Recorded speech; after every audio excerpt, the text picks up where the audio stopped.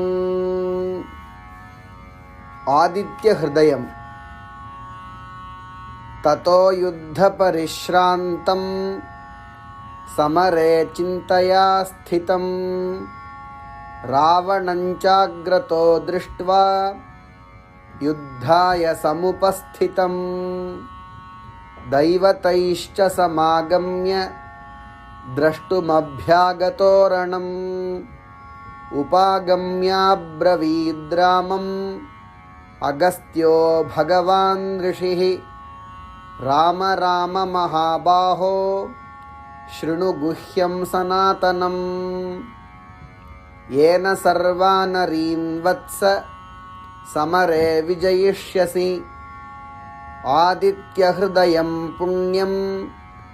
సర్వశత్రువినాశనం జయావహం జపేన్నిత్యం అక్షయ్యం పరమం శివం సర్వమంగళమాంగళ్యం సర్వపాపప్రణాశనం చింతాశోకప్రశమనం ఆయుర్వర్ధనముత్తమం రశ్మిమంతం సముద్యంతం దేవాసురనమస్కృతం పూజయస్వ వివస్వంతం భాస్కరం భువనేశ్వరం సర్వదేవాత్మకో హ్యేష తేజస్వీ రశ్మిభావనః ఏష దేవాసురగణాన్ లోకాన్ పాతి గభస్తిభిః ఏష బ్రహ్మా చ విష్ణుశ్చ శివస్కందః ప్రజాపతిః మహేంద్రో ధనదః కాలో యమః సోమో హ్యపాం పతిః పితరో వసవః సాధ్యా హ్యశ్వినౌ మరుతో మనుః వాయుర్వహ్నిః ప్రజా ప్రాణఋతుకర్తా ప్రభాకరః ఆదిత్యః సవితా సూర్యః ఖగః పూషా గభస్తిమాన్ సువర్ణసదృశో భానుః హిరణ్యరేతా దివాకరః హరిదశ్వः సహస్రార్చిః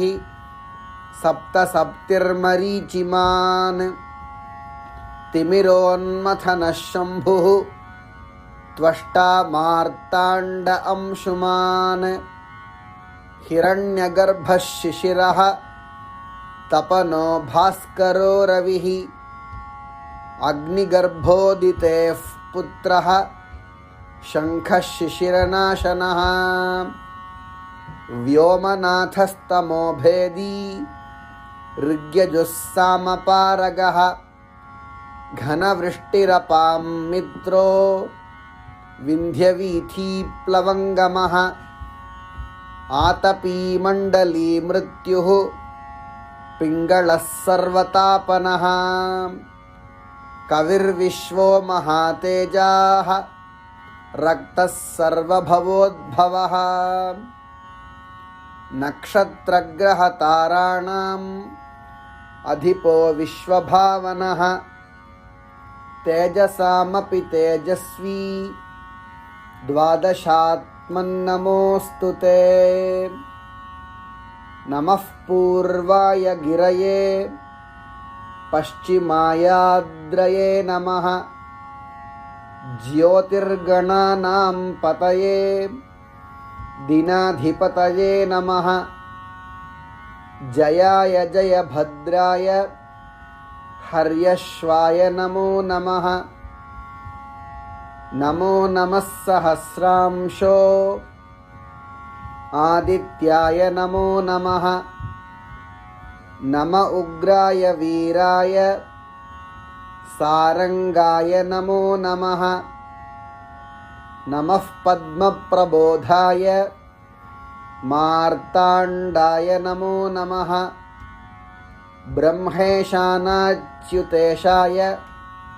సూర్యాయాదిత్యవర్చసే భాస్వతే సర్వభక్షాయ రౌద్రాయ వపుషే నమః तमोघ्नाय हिमघ्नाय शत्रुघ्नायामितात्मने कृतघ्नघ्नाय देवाय ज्योतिषां पतये नमः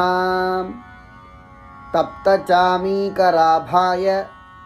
वह्नये विश्वकर्मणे नमस्तमोभिनिघ्नाय रुचये लोकसाक्षिणे नाशयत्येष वैभूतं तदेव सृजति प्रभुः पायत्येष तपत्येष वर्षत्येष गभस्तिभिः येष सुप्तेषु जागर्ति भूतेषु परिनिष्ठितः एष एवाग्निहोत्रञ्च फलञ्चैवाग्निहोत्रिणाम् वेदाश्चर्तवश्चैव ऋतूनां फलमेव च यानि कृत्यानि लोकेषु सर्व एष रविः प्रभुः येन मापत्सु कृच्छ्रेषु कान्तारेषु भयेषु च कीर्तयन् पुरुषः कश्चित् नावसीदति राघव पूजयस्वैनमेकाग्रो देवदेवं जगत्पतिम्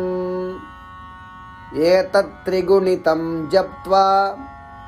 युद्धेषु विजयिष्यसि अस्मिन् क्षणे महाबाहो रावणं त्वं वधिष्यसि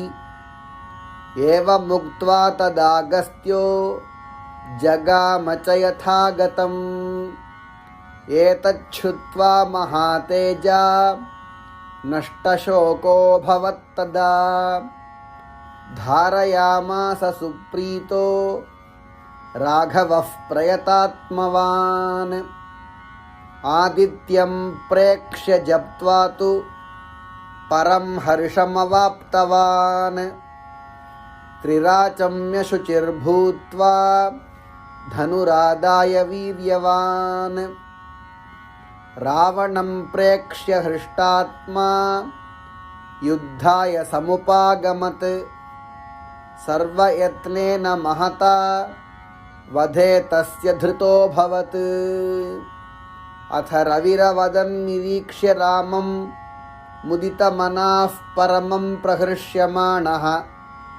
निशिचरपतिसंक्षयं विदित्वा सुरगणमध्यगतो वचस्त्वरेति। ओ